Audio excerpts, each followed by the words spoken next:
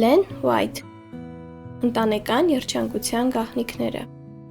Գլուխ 4 Կարևոր որոշում Եթե դուք չեք ցանկանում, որ ձեր ամուսնությունը հարսանիքից հետո վերածվի ողբերգության, ապա պետք է առանց հապաղելու այն դարձնեք լուրջ, խորաքննին մտորումների առարկա։ Ոչ ոք այնքան արագ չի կարող խորտակել կնոջ երջանկությունը, նրա կյանքը դարձնել անտանելի, որքան նրա սեփական ամուսինը։ Ոչ ոք չի կարող դրա 100-րդ մասն անել այնպես, ինչպես կարող է անել կինը, խափանել ամուսնու հույսերն ու ձգտումները, կաթվածահար անել նրա ուժերն ու հոդս ցնդեցնել հեռանկարները։ Ամուսնության կնքման օրն այն կետն է, որից սկսած շատ տղամարդիկ եւ կանայք հաշվում են իրենց հաջողություններն ու ձախորդությունները եւ որի հետ կապում են ապագայի իրենց հույսերը։ Ամուսնությունը ներգործում ու ազդում է ձեր ամբողջ կյանքի վրա եւ այս աշխարհում եւ ապագայում։ Աստված ստեղծեց կնոջը, որպեսզի նա լինի տղամարդու ընկերակիցն ու օգնականը, մեկ ամբողջություն կազմի նրա հետ, քաջալերի, ոգևորի եւ օրհնի նրան,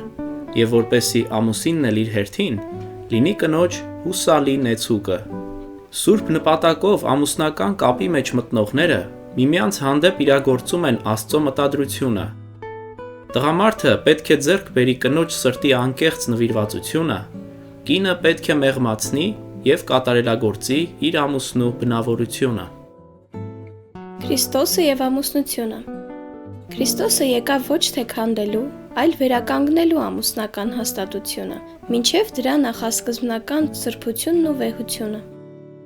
Նա եկավ, որպեսզի վերականգնի մարդու մեջ Աստծո բարոյական պատկերը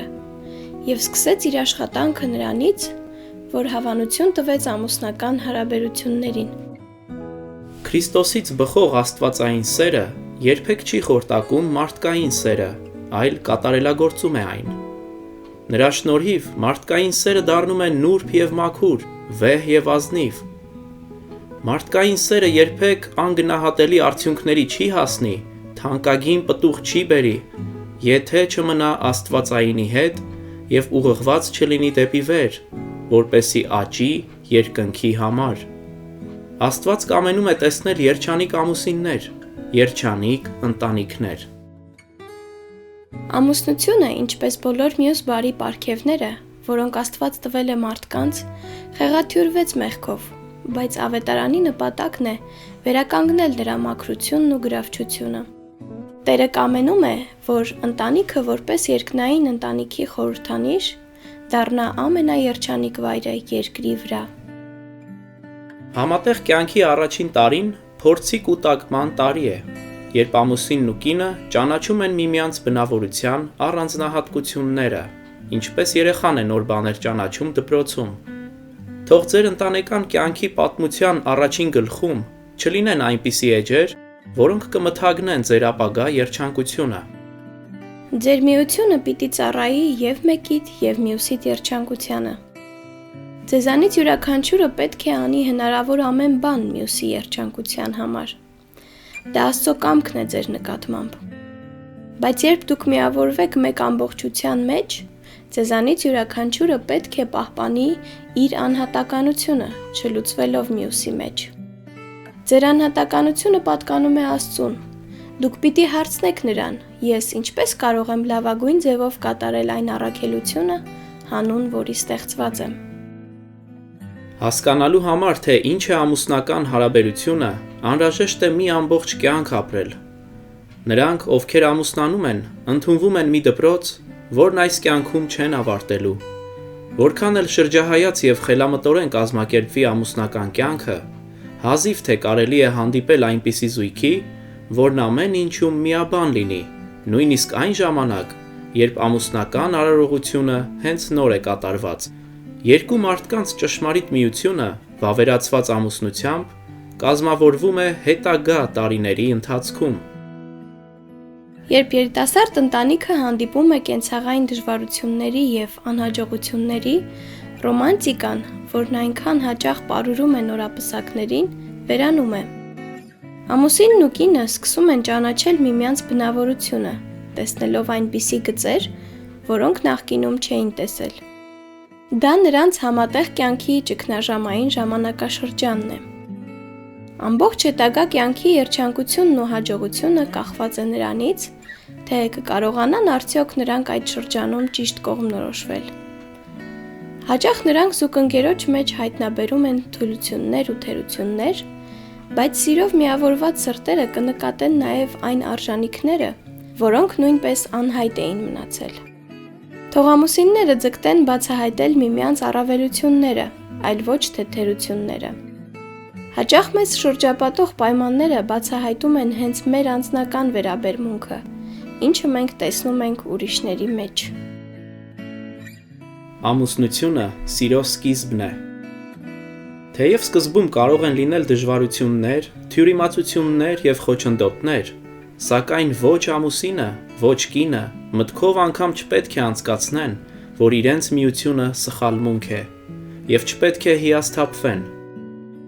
Որոշում կայացրեք, որ դուք մեկդ մյուսիդ համար կարող եք լինել այն ամենը,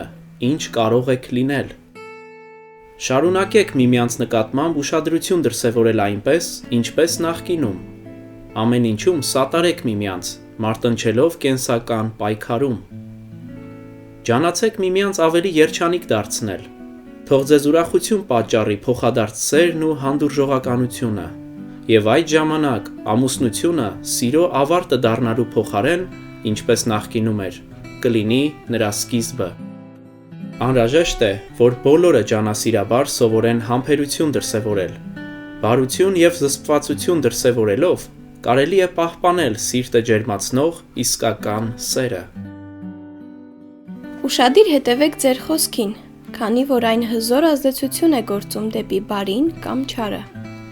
Թույլ մի տվեք, որ ձեր շուրթերից դուրս թռչեն կծու խոսքեր։ Սիրո դրսևորում։ Շատերը սիրո դրսևորումը համարում են թուլություն և հետևում են մի վարվելաձևի, որը վանում է մյուսներին, ընկճելով լավ նախատրամադրվածությունը։ Եթե բարեկամական, ազնիվ դրդումները զսպվում են, ժամանակի ընթացքում կարող են իսպառ չքանալ, և սիրտը կդառնա ամայի ու սառը։ Մենք պիտի զգուշանանք այդ սխալից։ Սերը չի կարող երկար գոյություն ունենալ, եթե այն ոչ մի կերպ չի դրսևորվում։ Թող նրա սիրտը, ով ձեզ հետ կապված է ամուսնական կապերով, չտառապի բարության ու կարեկցանքի պակասից։ Թող յուրաքանչյուրը տա ավելին, քան պահանջում է։ Ձեր մեջ զարգացրեք բնավորության ազնվագույն գծեր և շտապեք խոստովանել միմյանց մեջ եղած դրական հատկանիշները։ Այն բանի գիտակցումը, որ ձեզ գնահատում են ըստ արժանավույն, հրաշալի խթան է հանդիսանում և բավարարվածության զգացում է առաջացնում։ Կարեկցանքն ու հարգանքը խրախուսում են կատարելության ձգտումը։ Աշխարհում այսքան անսիրտ մարդկանց գոյության պատճառն այն է, որ իսկական կապվածությունը որակվում է որպես թուլություն,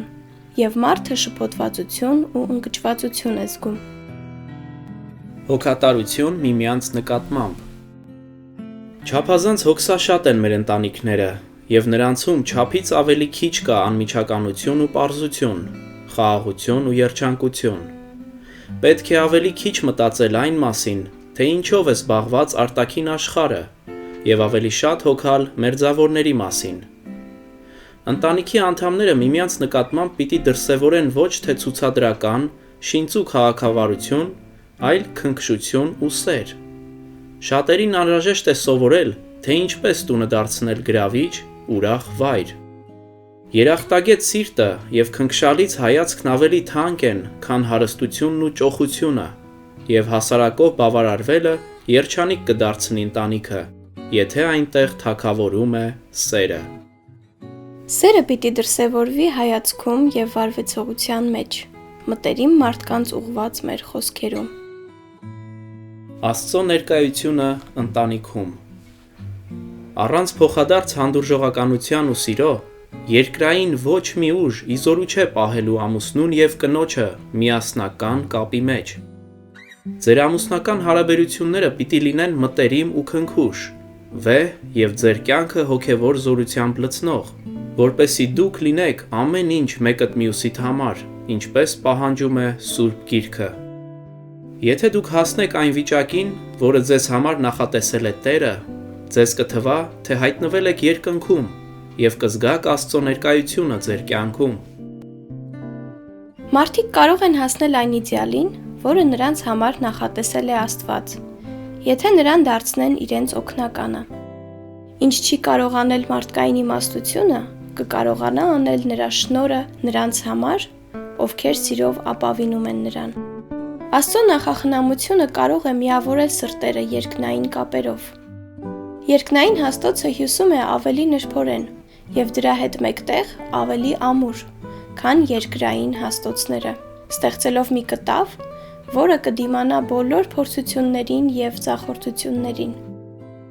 Սրտերը կմիավորվեն վերջ չունեցող սիրո ոսկե կապերով։